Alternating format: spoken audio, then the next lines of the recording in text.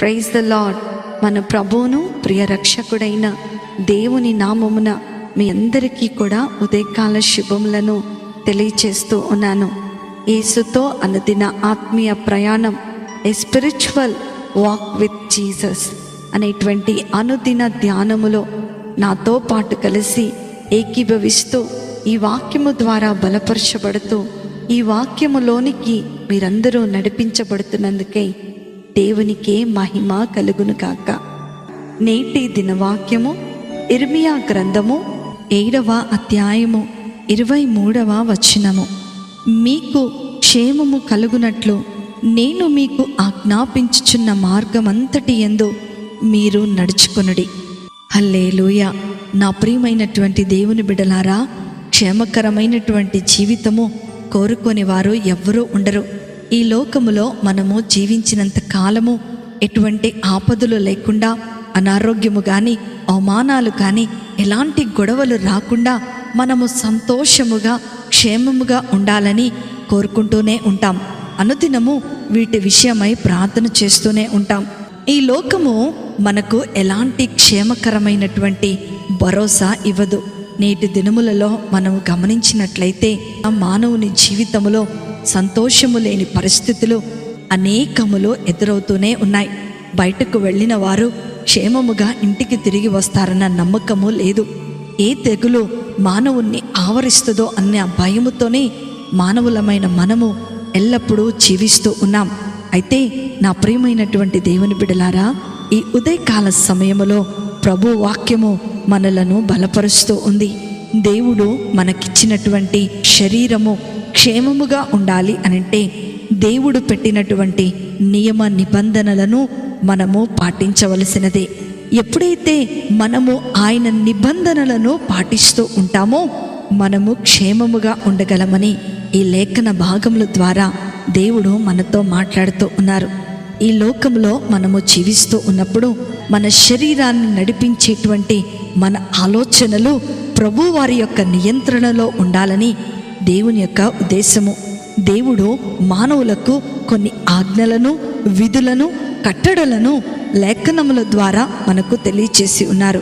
కానీ మానవులమైన మనము లేఖనానికి వ్యతిరేకముగా మన సొంత ఆలోచనలతో, మన సొంత తలంపులతో జీవిస్తూ అనేకమైనటువంటి శ్రమలు మన జీవితంలో కొని తెచ్చుకుంటూ ఉంటాం. దేవుని యొక్క లేఖనాలను చదివి అందులో రాయబడి ఉన్న వాటి ప్రకారము మనము జీవించినప్పుడే మనకు క్షేమకరమైనటువంటి స్థితి కలుగుతుంది తప్ప మన ఇష్ట ప్రకారమో లేకపోతే మన ఆలోచనలకు అనుకూలంగా ఈ లోకములో మన శరీరాన్ని ఉపయోగిస్తే మనకు క్షేమము కలగదని దేవుని యొక్క లేఖనాలు సెలవిస్తూ ఉన్నాయి. నేటి దినములలో మానవులు వాళ్ళ సొంత చిత్తాన్ని నెరవేర్చుకుంటూ వాళ్ళు ఇష్టానుసారముగా వెళ్తూ ఉన్నారు. అందుకనే అనేక రకములైనటువంటి శ్రమలను కొన్ని తెచ్చేసుకుంటూ ఉన్నాం. దేవుని లేఖనాలను మనం గమనించినట్లయితే ఈ ధర్మశాస్త్ర గ్రంథమును దానిలో రాయబడిన వాటన్నిటి ప్రకారము చేయుటకు నీవు జాగ్రత్త పడినట్లు దివారాత్రము దానిని ధ్యానించిన ఎడల నీ మార్గమును వర్ధిల్లింప చేసుకొని చక్కగా ప్రవర్తించదువు. హల్లెలూయా. నా ప్రియమైనటువంటి దేవుని బిడ్డలారా, క్షేమకరమైనటువంటి జీవితం కొరకు అందరము పాకులాట పడుతూనే ఉంటాం. కానీ లేఖనానుసారముగా మనము క్షేమకరమైనటువంటి జీవితాన్ని జీవించాలంటే కేవలము దేవుని మార్గములో మాత్రమే నడవాలి. నీ సొంత ఆలోచనల ప్రకారం నువ్వు నడుస్తున్నావేమో, ఇప్పుడే నీ నిర్ణయం తీసుకో. ప్రభువా, నేను నీ చిత్త ప్రకారమే నడుస్తాను.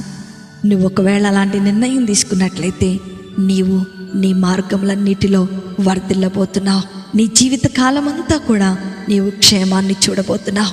అట్టి కృపాధన్యత, ఆశీర్వాదము వాక్యం వింటున్న దేవుని పిల్లలైన మీ అందరికీ కూడా అనుగ్రహించబడునుగాక. ఆమేన్. ప్రార్థన చేసుకుందామా? మమ్మలను మిక్కిలిగా ప్రేమించిన మా ప్రియ పరలోకపు తండ్రి యేసు స్వామి, ప్రభువా, ఈ లోకములో మేము జీవించినంత కాలము క్షేమముగా జీవించుటకు, నీ ఆజ్ఞలను పాటించుటకు, నీవు చేసిన మార్గములో నడుచుటకు మాకు సహాయము చేయండి.